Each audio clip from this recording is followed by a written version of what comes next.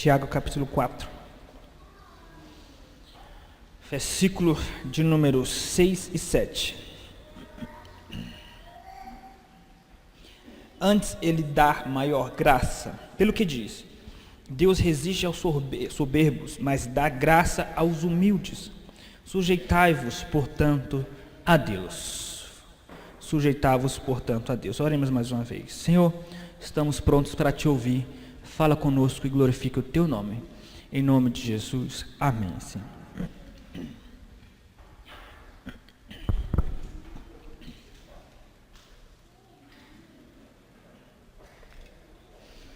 Meus queridos irmãos, a palavra de Deus diz em Tiago capítulo de número 3, que todos nós tropeçamos em alguma coisa.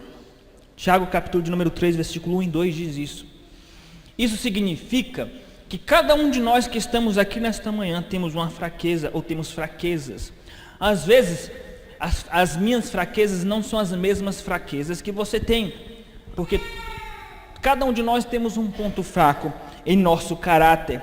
Cada um de nós temos um quarto escuro que só Deus conhece. Mas existe um tipo de pecado que permeia todos os corações. Existe um defeito que veio lá do Éden, que contaminou todas as almas. E não é a fraqueza apenas de uns, mas é a fraqueza de todos. E esse pecado é o orgulho. Eu tenho orgulho no meu coração, soberba, e todos vocês também têm.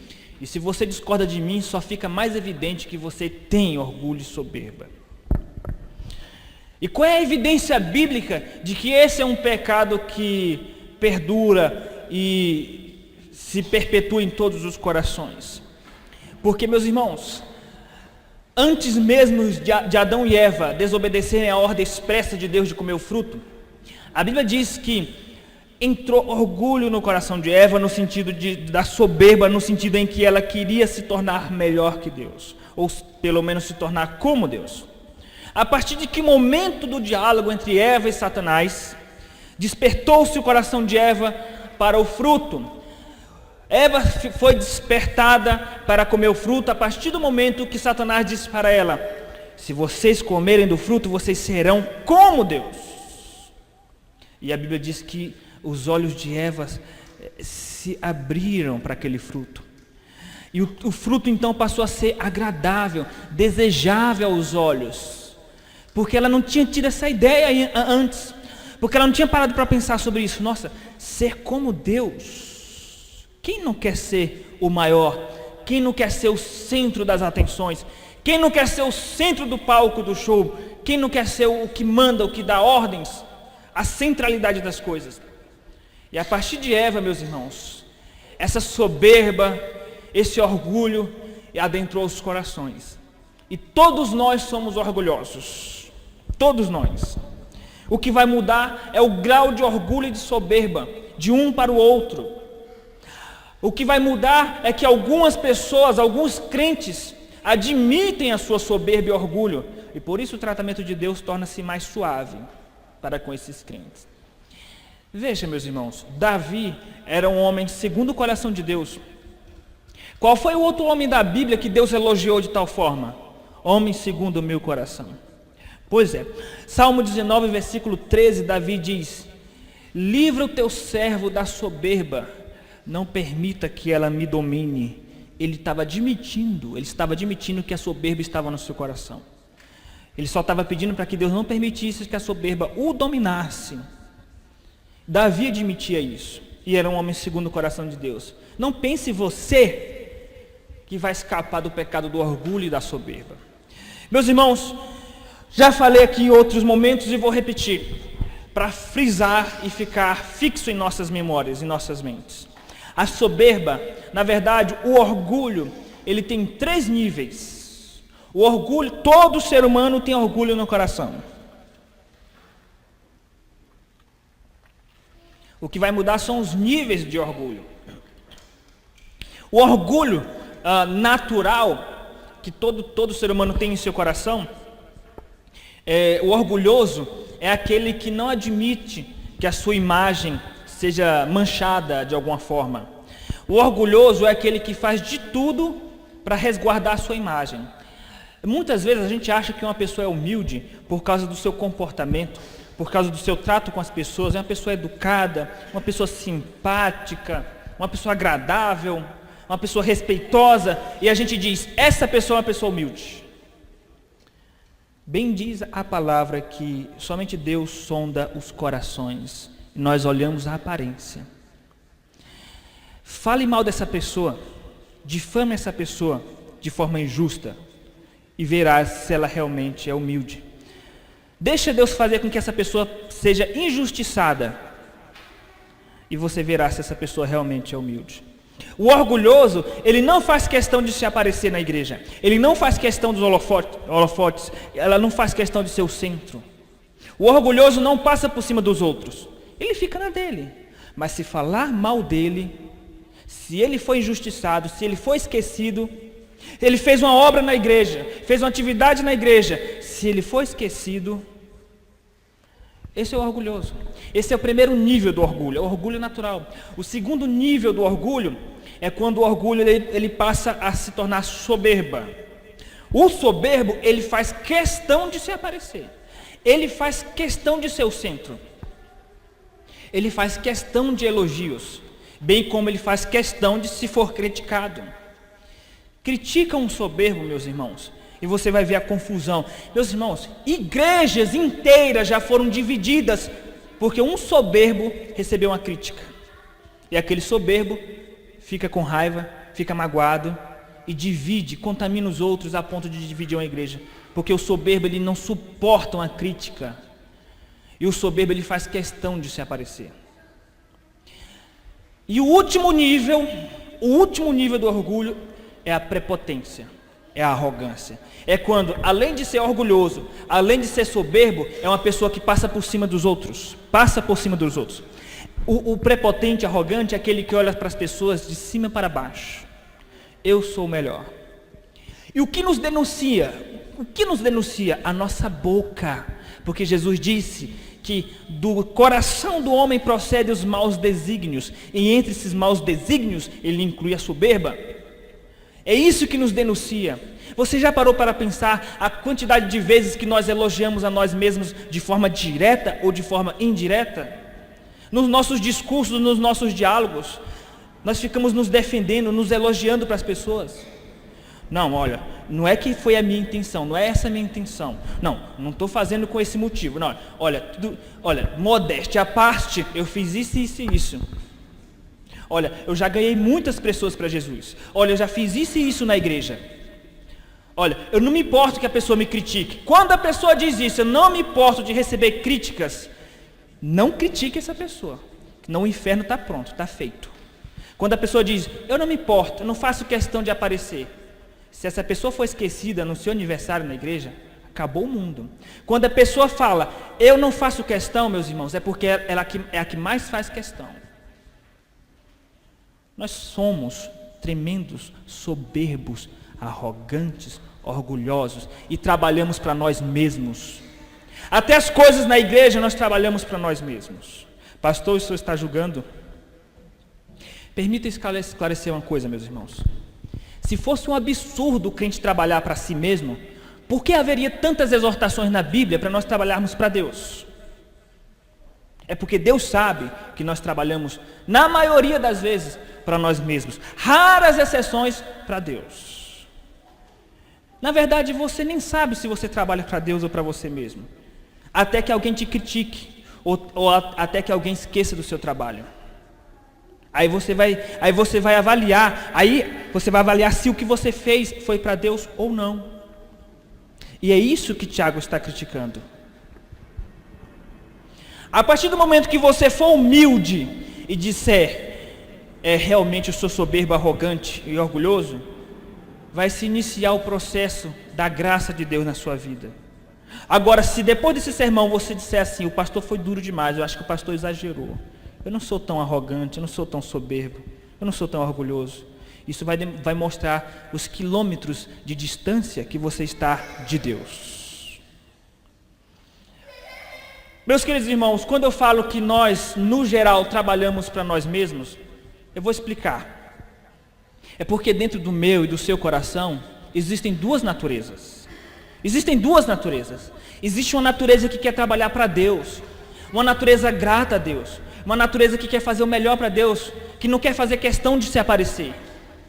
É a natureza transformada. Mas dentro do seu coração, do meu coração, também existe uma natureza pecaminosa, que faz questão de receber um elogio, que incha o ego quando recebe um elogio.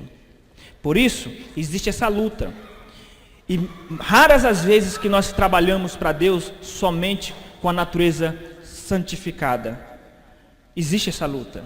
E quanto mais rápido você admitir, mais o seu foco vai estar voltado para Deus. Lembrando, meus irmãos, está escrito lá em 1 Coríntios, capítulo de número 15, versículos 56 a 58, que se você trabalhar para Deus, no Senhor, o seu trabalho não é vão.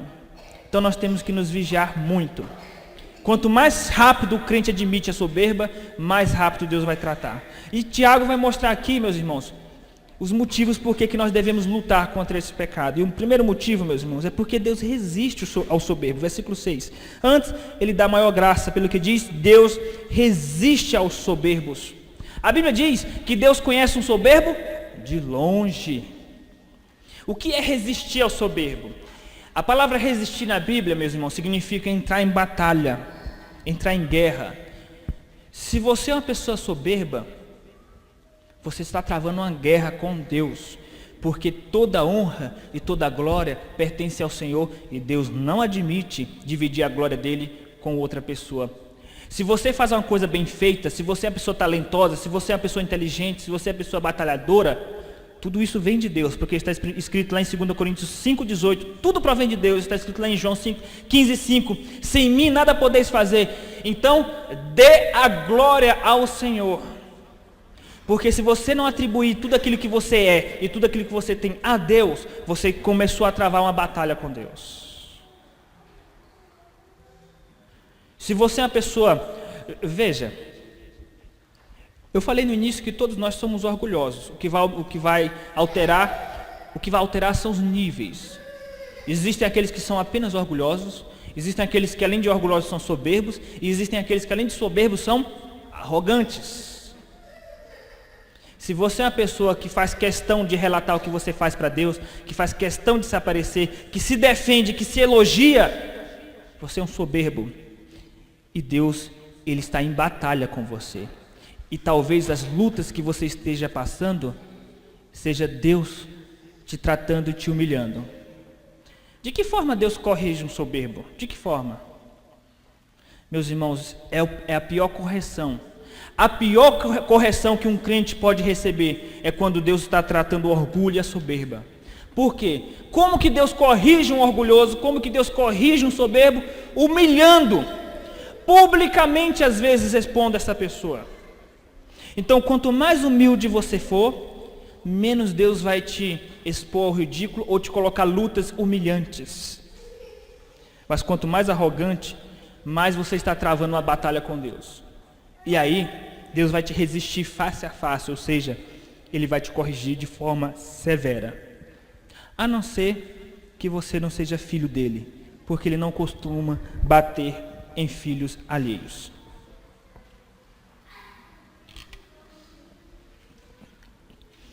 Meus irmãos, essa é o primeiro motivo por que nós devemos lutar contra a soberba. O tema da mensagem já diz que você tem que lutar contra uma coisa que já existe dentro de nossos corações.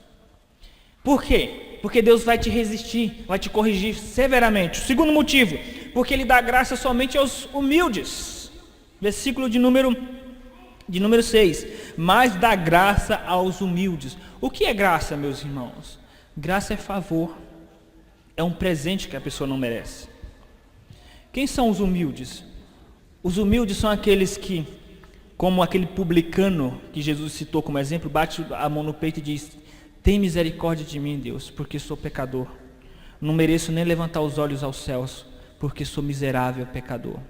Humilde, meus irmãos. Humilde não é a pessoa que admite que não tem nada. Uma pessoa que admite que não tem nada, ou ela é cega, ou ela é um hipócrita e falso.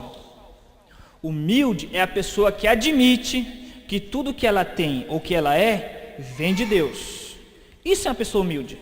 Humildade e gratidão são irmãos, são sinônimos. Então, se, por exemplo, alguém te elogia e você fala, não sou nada, não tenho nada, não sou ninguém. É claro que depende das suas intenções com essas palavras. Mas quando alguém diz, você faz algo bem feito, você tem que dizer, glória a Deus, meu irmão, glória a Deus, Deus foi bom comigo. Deus tem sido bondoso comigo. Humildade não é dizer, não sou isso não, que isso, não. Olha, você dá aula para as crianças de forma maravilhosa. Não, que isso, é impressão sua. Diz, glória a Deus, meus irmãos, Deus foi bom comigo. Por quê? Primeiro você está admitindo que Deus realmente te deu graça. E você está atribuindo a Ele toda a glória. O que é dar graça aos humildes? O que significa isso? Significa muito mais do que favores materiais. Significa de forma especial favores espirituais. Você quer ter sucesso no seu ministério? Você quer ter sucesso nos seus dons? Então seja humilde perante o Senhor. Seja humilde na efetivação do seu ministério. Quanto mais você atribuir a Deus tudo que você é, quanto mais você depender de Deus, mais Ele vai te agraciar, mais Ele vai te dar graças. Por isso, meus irmãos, que Deus engrandeceu Davi e humilhou Saul, porque Saul era um homem de estatura.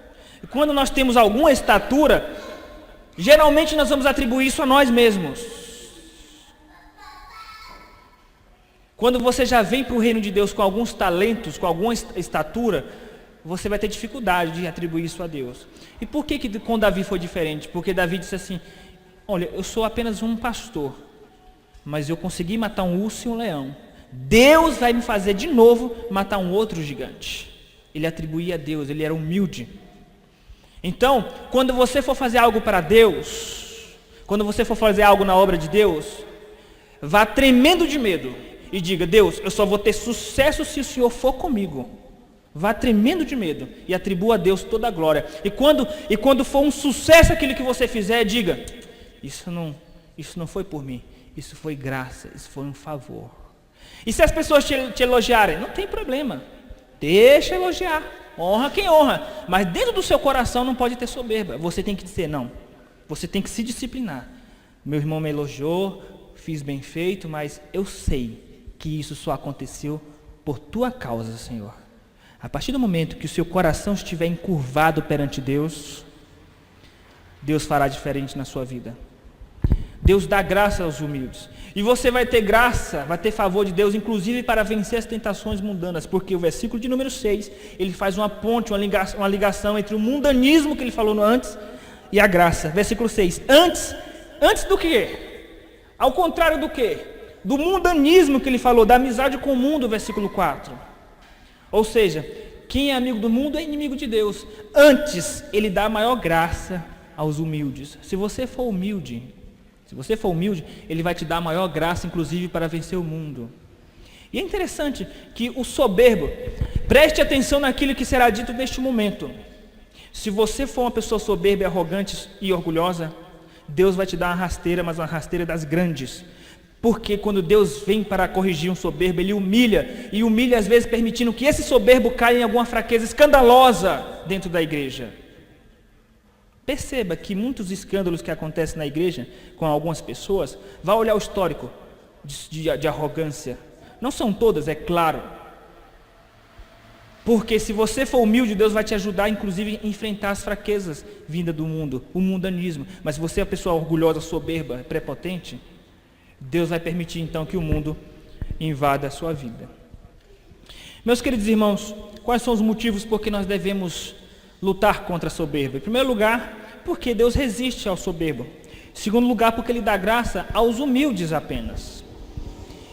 E em terceiro lugar, porque nós devemos nos sujeitar, portanto, a Deus, versículo de número 7. Sujeitai-vos por isso, por causa disso. Ou seja, porque Deus resiste ao soberbo, porque Deus dá graça aos humildes, então se humilhe perante ao Senhor. Se humilhe perante o Senhor. Você quer saber quem é o pior cego? Não é o mundano. O pior cego não é o ímpio. Porque o ímpio não conhece a palavra. O pior cego é o crente que conhece a Bíblia e se ensoberbece e acha que é alguma coisa, mesmo vendo a Bíblia dizendo que ele não é nada. Esse é o pior cego. Então, se sujeite a Deus para que você não seja esse tipo de crente. O que significa se sujeitar a Deus? Significa coração dobrado e joelho dobrado. Coração dobrado significa: Deus, eu sei que tudo que vier às minhas mãos, tudo que for um sucesso em minhas mãos, vem de Ti. Joelho dobrado é, antes de fazer qualquer coisa, antes de fazer um vestibular, antes de fazer algo na igreja, qualquer coisa, dobra o seu joelho e diga: Deus, sê comigo, porque eu preciso do Senhor para esta empreitada. Não depende da minha capacidade, depende do Teu Espírito Santo. Nós, o conselho da igreja, presbíteros que estão aqui nesta manhã, nós temos a responsabilidade de cuidar desta igreja. Nós podemos dar ideias, podemos traçar planos e estratégias evangelísticas de crescimento da igreja, mas eu e vocês, presbíteros, temos que ter o nosso coração encurvado perante a Deus e dizer: Deus, essa igreja só vai crescer se o Senhor for conosco. Não depende da nossa inteligência. Assim também os demais irmãos. Tudo depende de Deus, porque está escrito: tudo provém do Senhor. Meus irmãos, esses são os motivos, as razões por que nós devemos lutar contra a soberba que já existe em nosso coração. As razões são porque Deus resiste ao soberbo, porque Deus dá graça aos humildes e porque nós devemos nos sujeitar a Deus. Que Deus nos abençoe, meus irmãos. Fiquemos de pé para fazermos oração final.